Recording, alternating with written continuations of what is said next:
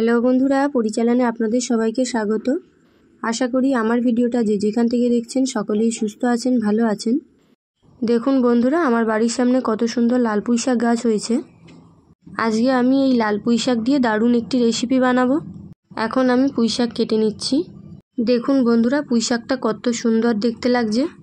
চলুন তাহলে এই পুঁই শাক দিয়েই আজকের রেসিপিটা আমি সেরে ফেলবো। এখানে পুঁই শাক আমি কেটে নিয়েছি ডুমো ডুমো করে আলু আর কুমড়ো, একটা পেঁয়াজ ঝিরিঝিরি করে কেটে নিয়েছি। এখানে আছে চিংড়ি মাছগুলো আমি ধুয়ে পরিষ্কার করে ভেজে নেওয়ার জন্য নুন হলুদ মাখিয়ে রেখেছিলাম। এখন একটা কড়াইয়ে তেল গরম হলে চিংড়ি মাছগুলোকে আমি ভেজে নেব। এখানে আমার চিংড়ি মাছগুলো ভাজা হয়ে গেছে। আমি এখন একটি প্লেটে চিংড়ি মাছগুলোকে তুলে নেব। এবারে ওই তেলের মধ্যে ফোড়নের জন্য দিয়ে দিলাম একটা তেজপাতা, দুটো শুকনো লঙ্কা, 1 চামচ 5 ফোড়ন। ফোড়নটা আমার একটু ভাজা হয়ে গেলে আমি দিয়ে দেবো ঝিরিঝিরি করে কেটে রাখা পেঁয়াজটা আমি একটু হালকা লাল করে ভেজে নেব। পেঁয়াজটা আমার ভাজা হয়ে গেলে আমি আলু আর কুমড়োটাকে দিয়েও সব একসাথে একটু ভেজে নেব। সবজিগুলো আমার ভাজা হয়ে গেছে। এই পর্যায়ে আমি কিছু গুঁড়ো মশলা অ্যাড করলাম। দিয়ে দিয়েছি 1 চামচ হলুদ গুঁড়ো, জিরের গুঁড়ো, ধনের গুঁড়ো আর লঙ্কার গুঁড়ো। দিয়ে দিচ্ছি পরিমাণ মতো নুন। এখন সব মশলাগুলোকে একটু হালকা করে কষিয়ে নেব।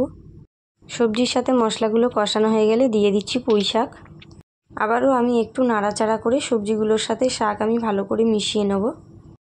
সব একসাথে একটু কষিয়ে নিতে হবে। দেখুন বন্ধুরা, সবজিগুলোর সাথে শাক আমার ভালো করে মিশে গেছে। এই পর্যায়ে আমি 1 বাটি মতো জল দিয়ে দিয়েছি। এখন আমি রান্নাটা কিছুক্ষণ হতে দেবো। দিয়ে দিচ্ছি সামান্য পরিমাণ চিনি। আমার আজকের রেসিপি লাল পুঁই শাক কুমড়ো দিয়ে চিংড়ি মাছের ঘন্ট। দিয়ে দিচ্ছি ভেজে রাখা চিংড়ি মাছ। এখন আমার লাল পুঁই শাক কুমড়ো দিয়ে চিংড়ি মাছের ঘন্ট রেডি। আমার এই রেসিপিটি যদি আপনাদের পছন্দ হয়ে থাকে তাহলে একটি লাইক ও কমেন্ট করবেন আর অনেক অনেক শেয়ার করবেন। এরকম আরও ভিডিও পেতে চ্যানেলটি সাবস্ক্রাইব করে পাশে থাকবেন। আজকের মতন এখানেই সমাপ্ত।